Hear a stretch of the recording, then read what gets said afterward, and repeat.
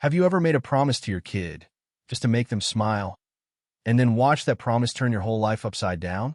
Because that's exactly what happened to me. My name is Name, and I'm the CEO of a company I built from nothing. A few months ago, I told my 6-year-old son, "Fine, you pick who I marry. Whoever you approve of, I'll marry them." I said it as a joke. I never thought he'd take it seriously. But last week, in front of my entire board of directors, my son let go of my hand and walked straight past 3 wealthy, perfect men to grab the hand of the janitor who cleans our office floors. And that's the moment I had to decide. Was I going to keep my word, or was I going to break my son's heart in front of everyone who mattered to my business? If you're new here, welcome. I make videos about real moments, the messy, human, unexpected kind. The kind that don't make sense until you live through them. And this is the story of how a single dad who mops floors for a living ended up changing everything I thought I knew about love, about status, and about what my son could see that I couldn't. But to understand how we got to that gala, you need to go back a few months. Back to a normal Tuesday. Back before I even knew this man's name. Because here's the thing nobody tells you about promises like this one. They don't break you all at once. They break you slowly, one small moment at a time. And the first moment started with a paper airplane. Stick around, because what happened next is something I never saw coming. She let go of a breath she didn't even know she was holding, and just like that, we're back on that normal Tuesday I told you about. Let me back up a little, though, because you need to understand something about me first. I wasn't always a CEO. 10 years ago, I was a 24-year-old girl with a business plan, a laptop that crashed every other day, and a baby on the way. My son's father left before he was even born. Just gone. No note.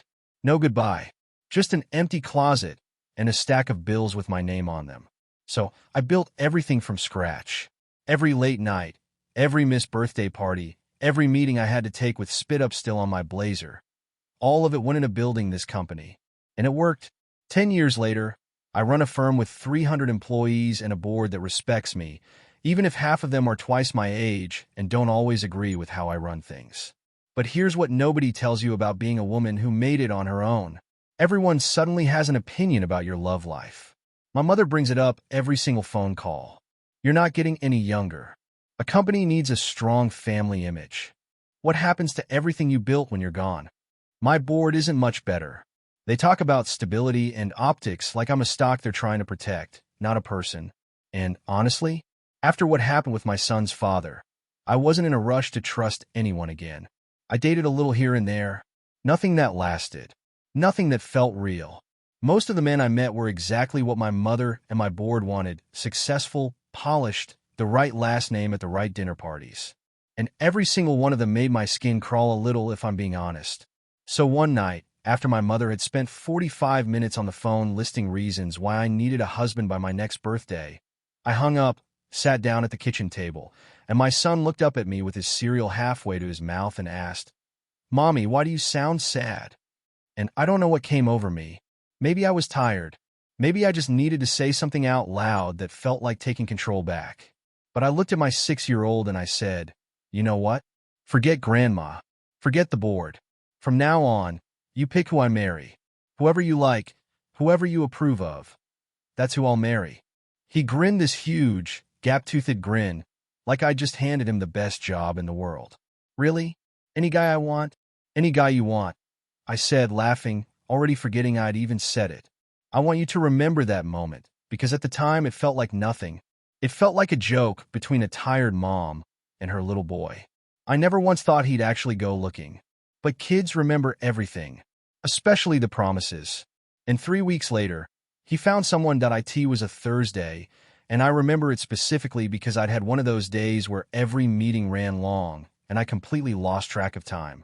By the time I looked at the clock, it was almost 7, and I still had my son with me at the office because his usual sitter had canceled last minute. I found him in the lobby, sitting cross-legged on the floor by the big windows, laughing at something. And next to him was a man I barely registered most days. The guy who cleaned our offices every evening after everyone left. Gray uniform, name tag that said Marcus, a mop bucket parked a few feet away. He was folding a piece of paper into an airplane, showing my son how to fold the wings just right so it would fly straight instead of nose-diving into the carpet. "Mom, look," my son shouted the second he saw me. Marcus taught me how to make it fly for real, not just the baby kind. I remember feeling this small flash of guilt, the kind you get when you realize your kid has been sitting in an office lobby for who knows how long while you were stuck in a meeting about quarterly projections. I apologized to Marcus for keeping him from his work, and he just smiled and said it was no trouble at all. Said my son had been keeping him company while he waited for the lobby to clear out so he could mop it. That should have been it. One small moment. A nice gesture from an employee. I said thank you, grabbed my son's hand, and we went home. But over the next few weeks, I started noticing it more. My son would come home talking about Marcus. Marcus knew everything about dinosaurs. Marcus let him help sort the recycling bins because he said it was important work. Marcus always asked him how school was going, actually asked and actually listened to the answer. One evening my son told me Marcus used to be an engineer. I remember stopping what I was doing and asking him to repeat that. He shrugged and said, "He told me he used to build bridges. Real ones. Now he says he builds paper airplanes instead." Then he went right back to his homework like it was nothing. I didn't think much of it that night. I was tired, and honestly, a small part of me assumed my son had misunderstood something, or Marcus was just telling him a fun story to pass the time. Successful engineers don't usually end up mopping office floors. That's just not how the world works. At least, that's what I thought back then. But something about it stuck with me. Small, quiet in the back of my mind, like a thread I didn't know I'd need to pull later. What I didn't know yet was that Marcus wasn't just being nice to pass the time. He was becoming the first adult in years who made my son feel truly seen. And soon, that difference was about to become impossible to ignore, especially when a very different kind of man walked into our lives. 2 weeks after that conversation about bridges, my mother called with news she was way too excited about. "I found him," she said. "The perfect one. You're going to thank me." His name was Damian Cole. Old money, ran his family's investment firm, went to the same university as half my board members. My mother had met him at some charity function and apparently spent 20 minutes talking me up before he'd even said hello. I agreed to meet him mostly to get her off my back. And I'll be honest with you, on paper, he checked every box. Tall, well-spoken, expensive watch, the kind of smile that's been in front of cameras before. Our first dinner went smoothly. He asked good questions about my company. He didn't seem intimidated by the fact that I made more money than him, which, trust me, is rarer than you'd think. My board was thrilled. My mother started planning outfits for an engagement party that didn't exist yet. And I thought, okay, maybe this is what settling into an adult, sensible relationship is supposed to feel like. Not fireworks, just convenient. There was just one small requirement I'd made clear from the start, mostly to see how he'd react. I told him about the promise I'd made to my son. Half joking, testing the waters. Damian laughed and said, "Kids are easy. I'll have him wrapped around my finger by the weekend." So the following Saturday, Damian came over to meet him properly. He showed up with a remote control car, still in the box, price tag not even removed. Expensive. The kind of toy that takes up a whole shelf. My son opened it, said thank you the way I'd taught him to, and then set it aside within about 10 minutes. Damian spent the visit mostly talking to me, throwing my son the occasional question like, "So, you like sports?" without really waiting to hear the answer. At one point, my son wandered over to me while Damian was on a phone call in the other room, and he tugged my sleeve and whispered, "He talks to you like I'm not even here." I brushed it off, told myself he just needed time to warm up. Kids are shy around new people, right? That's normal.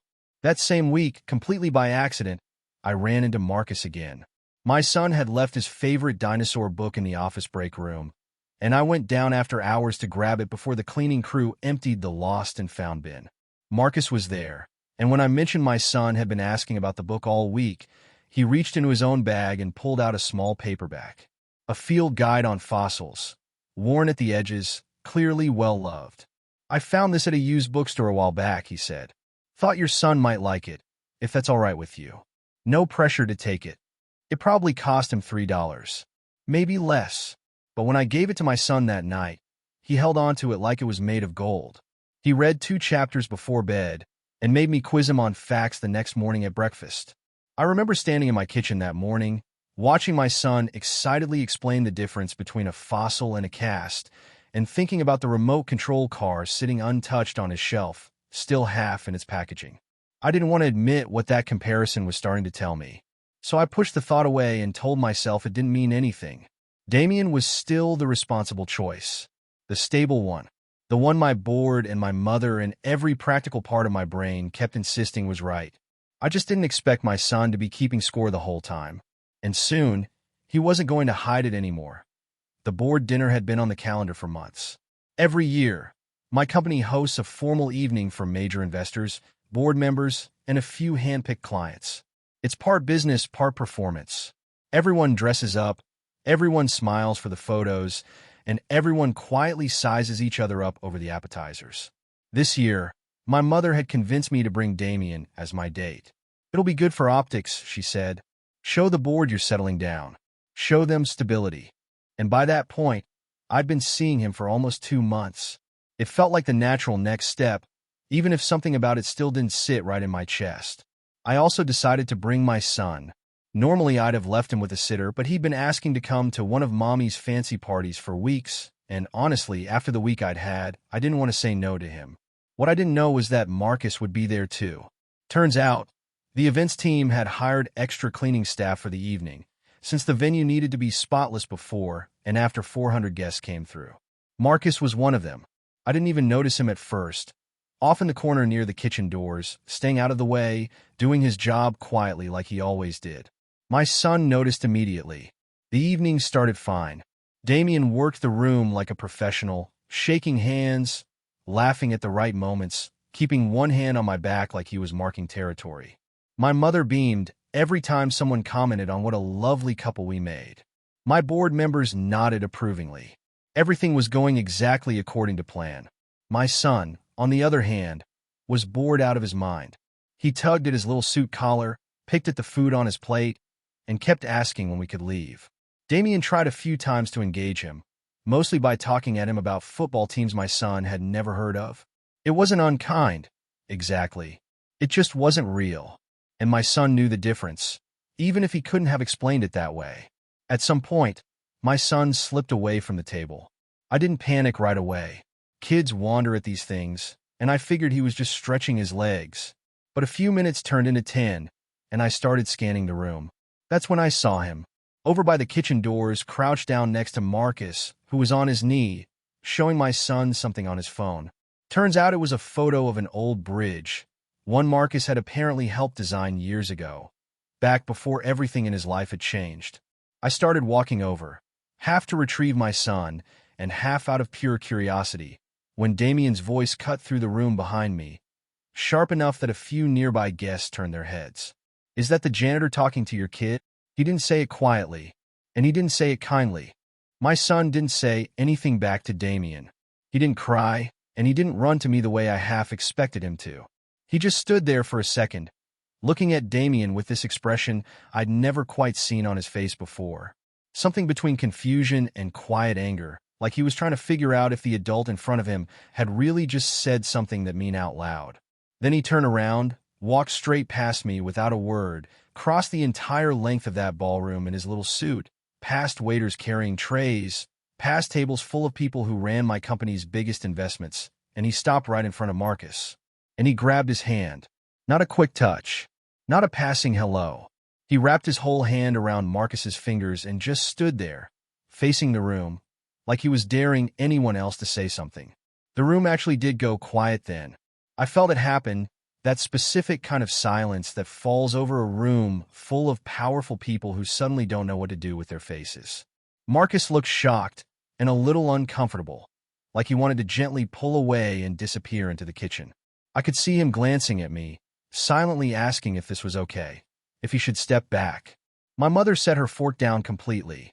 One of my board members, a man named Richard who'd been with the company since I started it, actually let out a low whistle under his breath.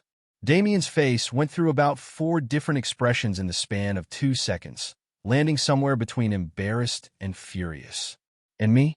I just stood there halfway between our table and the kitchen doors, feeling every single eye in that room shift from my son, to Marcus, to me. I thought about the promise. I thought about how easily I'd said it that night at the kitchen table, never once imagining it would matter. I thought about my mother's voice on the phone about optics and stability. I thought about Damien's expensive watch and his remote control car still sitting untouched on a shelf at home. And I thought about a $3 fossil book that my son had read twice in 1 week. Richard was the one who broke the silence, actually. He looked at me, then at my son still holding Marcus's hand like it was the safest place in the room, and he said, loud enough for half the tables to hear, "Well, I think we all just got our answer about who's more trustworthy in this room." A few people laughed, nervous and surprised. Damien did not.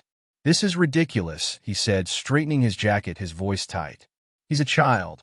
He doesn't understand what he's doing." And that's when my son looked up, not at Damien, but at me, and said the thing that I don't think I'll ever forget as long as I live. "You said whoever I pick, Mommy. You promised." Every part of my brain that had spent 2 months telling me Damien was the smart, stable, sensible choice went completely silent. Every voice that wasn't my son's just disappeared. I walked over to where they were standing. I knelt down in front of my son so we were eye level, right there in the middle of that ballroom, in front of my mother, my board, and every major investor my company had. And I asked him quietly, just for us, "Are you sure?" He nodded, so certain it almost broke my heart. He's the only one who actually listens. I stood back up. I looked at Marcus, who still looked like he was bracing for me to apologize and pull my son away. I looked at Damien, waiting for me to smooth this over like I always smoothed everything over. And I looked at my mother, whose whole face was a silent plea for me to fix this before it became the talk of every dinner party in the city.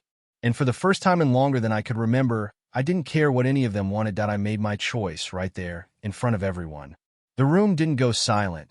Not exactly, but enough people were close enough to hear that I felt my face go hot. My mother's fork paused halfway to her mouth. A couple of board members exchanged a glance. And my son looked up, from across the room, right at the moment Damien said it. I could see something shift in his face. Something small, but unmistakable. He'd heard every word.